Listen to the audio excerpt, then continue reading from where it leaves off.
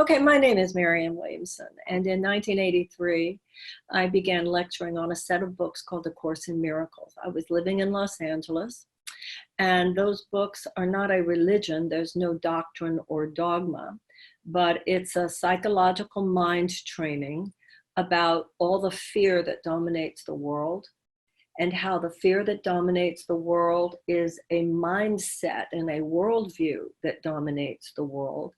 And we can give that up and we can live from a different worldview. It's like a filter on a camera.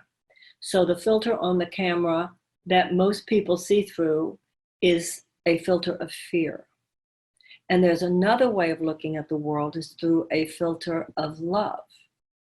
And light is to darkness what love is to fear. When there's light in a room, there can't be darkness. And if you want to get rid of darkness, you can't just hit it with a baseball bat, you turn on the light.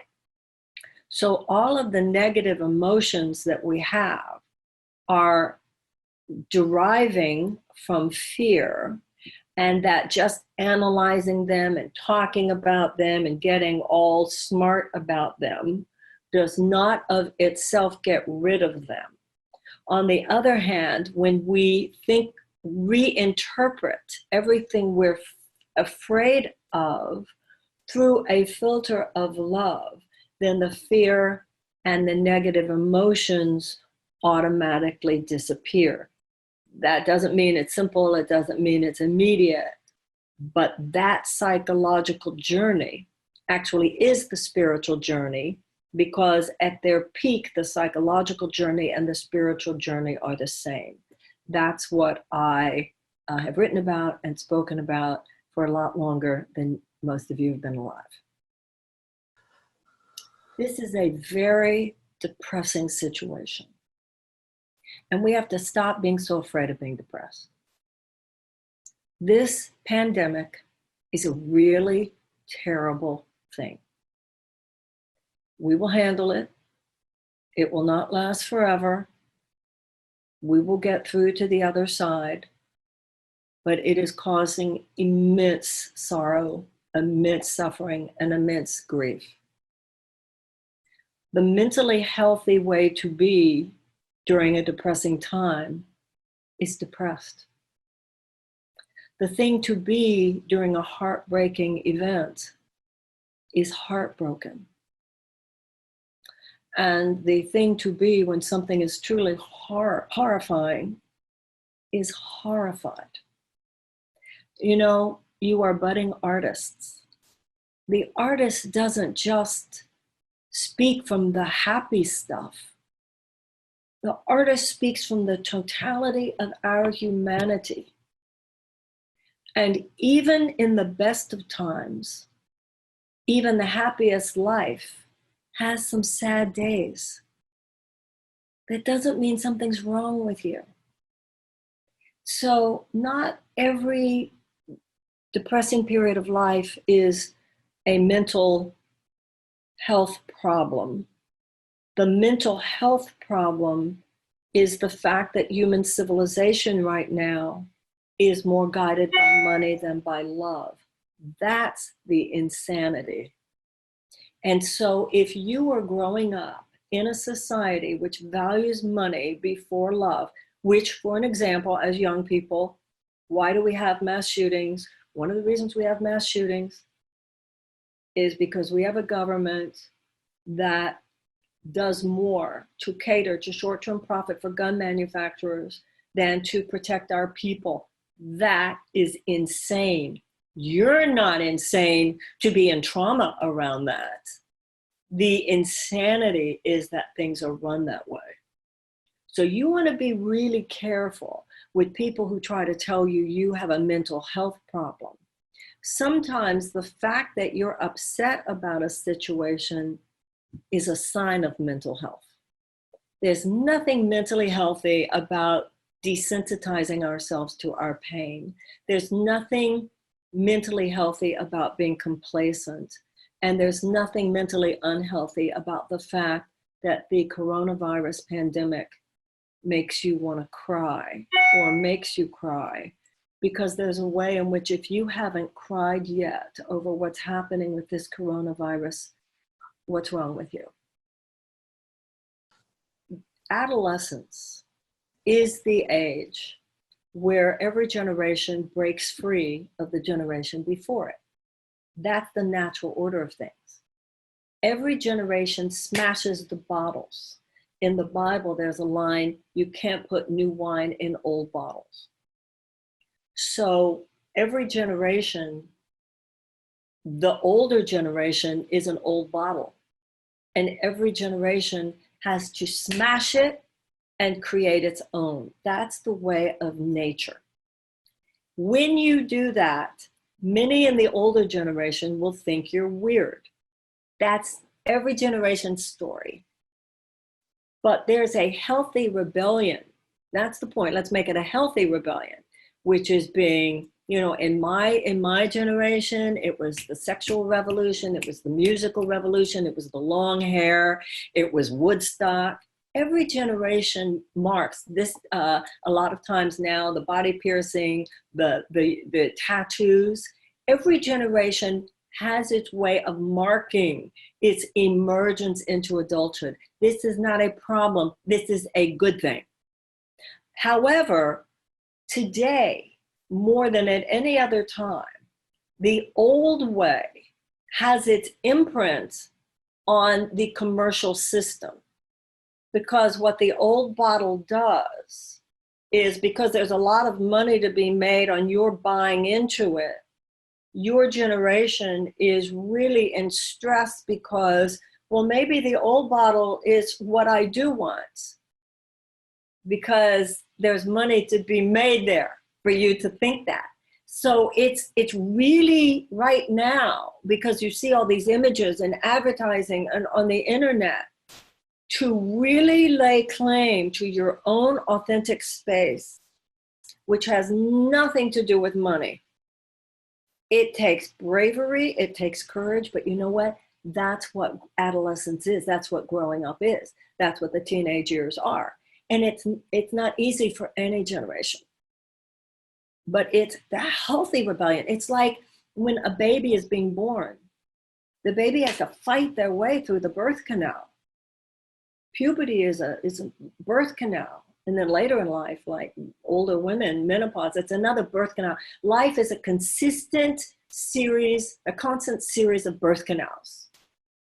So when you are in the process, which at your age you're in a process. We're all in a process, whatever our process is, no matter what age, but yours is a very dramatic one. Who am I really? And this is the thing.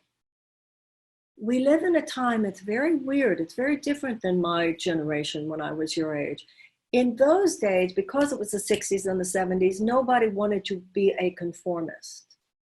But now it's almost like hip to be a conformist. It's very strange. So it's a bifurcation, a dividing line between those going along and those trying to chart their own course. When you try to chart your own course, there's a layer of disapproval to be expected. Who are you to be that? Who do you think you are? Ooh, you're weird. You just keep walking. You put on blinders. You don't even. You don't have to listen to that. You know, I ran for president. During my presidential campaign, you can't delete people from Twitter. If you block them, then that makes news that you're so bad. The one good thing about not being a candidate anymore, you throw hate at me, man, I block you so fast. You put hate on my Facebook, I just delete you so fast. You do not exist. You have no right to be in my field with your hate. You have no right to be there. Your voice does not matter. And that's a spiritual perspective. Spirituality, in the Course in Miracles, and I wrote a book called The Return to Love, which is about it.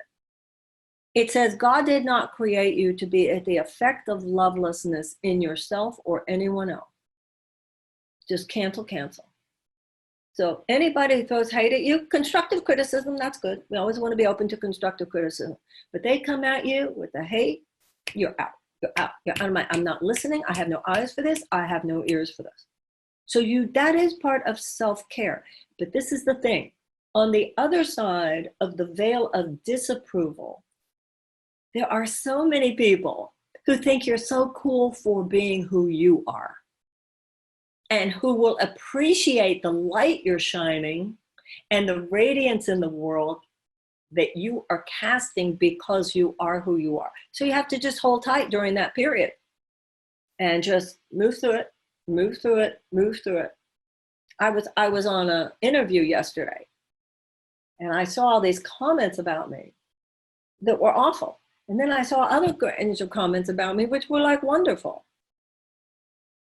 But I have to notice, and what I've had to grow is I used to give too much attention to the negative and not enough attention to the positive.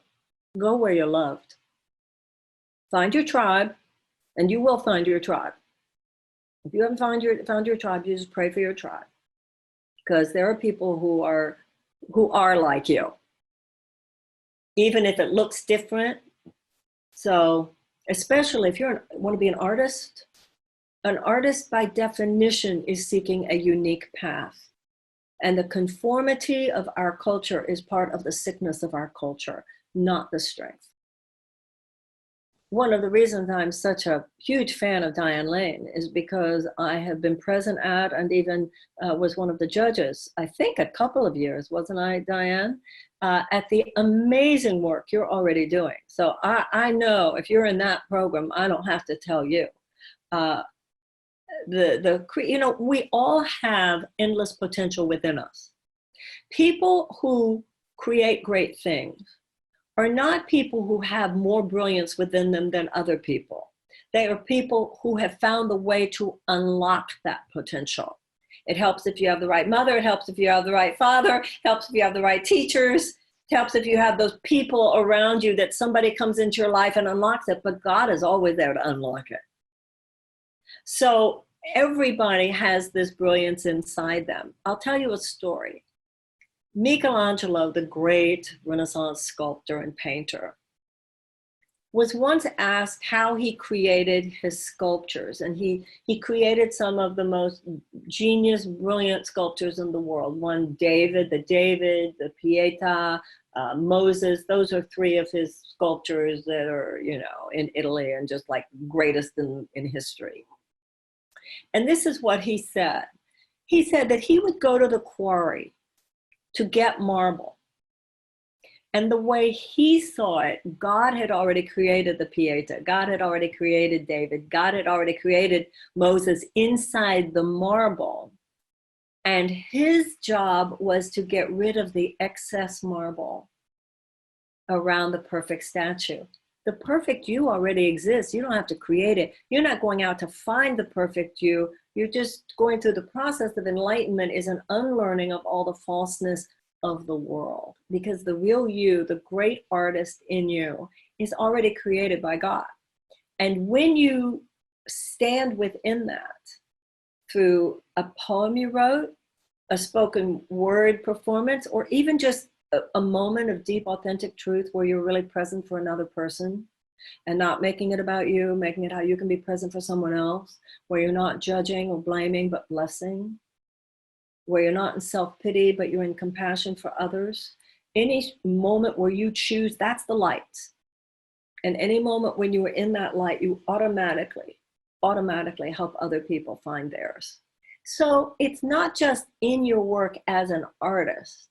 Your work as an artist is an extension of just your work of being the greatest work of all, is being the person that you know in your heart you came to this earth to be. And that person exists, and don't let anybody tell you that it is unworthy.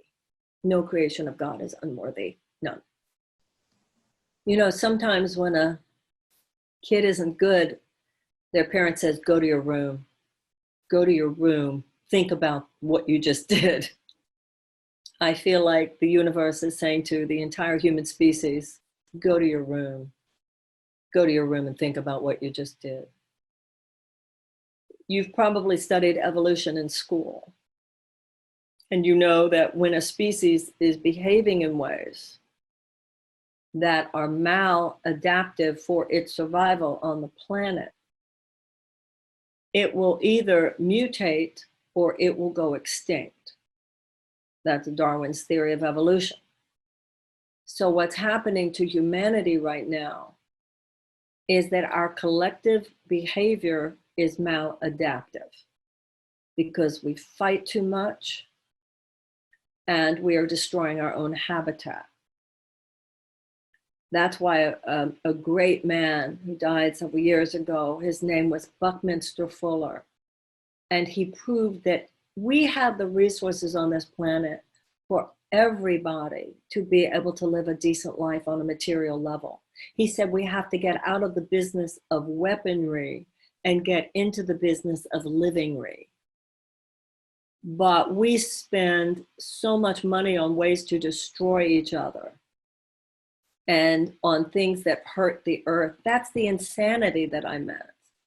So this period of reflection, even though it's a very difficult and painful time in many ways, it's giving all of us a chance to ask ourselves, is that really the world we want? Or do we not want a world in which everyone has a shot at it? That's, for those of us who are American, that's the whole point of America, is that anyone should be able to thrive here. All men are created equal. All men have inalienable rights of life and liberty in the pursuit of happiness, and governments are instituted to secure those rights. That's our mission statement. That's our Declaration of Independence. And if you've never read it, I suggest you do. And it also says that if the government is not performing its function as the guarantor of those rights, then it is the right of the people to alter or abolish it. That's what it means to be an American citizen. The government works for you. But right now, our government works more for the financial interests of just a few people than it does to secure the common good. That's the change we're going to have to make. It's an imbalance that has happened in America, particularly over the last 40 years. Now, there have been other times in our history when people have pushed back against that. That's why we have things like child labor laws. And it's our time to peacefully and lovingly push back again. But you're going to have to be politically involved to do that. Now, when I ran for president, I wanted to make the voting age, legal voting age, 17. But that's not going to happen right away. But you can still be very politically active. When I was your age, I was very politically active. Vietnam War, anti-war protests. There's a lot you can do even before you can vote. This is the time for you to read, to understand American history. I hope you're studying American history in school. If you're in California, I know you do. It's one of the states that you do. It's a fascinating story, at times a very tortured story. We've done some really bad things, but then we correct them. We had slavery, but then we had abolition of slavery. We had genocide of Native Americans. Even today, we are involved in repairing some of that damage with Blacks and with Native Americans. We had women who were suppressed and second-class citizens, and then we had the women's suffragette movement and the establishment of the amendment, constitutional amendment that gave women the right to vote. We had segregation or institutionalized white supremacy in the American South. And then we had the civil rights movement. So that's what America's story is. We got it wrong here, and then a generation rises up and says, we're going to make that right. And so right now we become very imbalanced with corporations that too often get too many of the resources, and the very richest Americans get too many of the resources at the expense of everyone else. And now we're going to fix that. And that's going to be partly your job.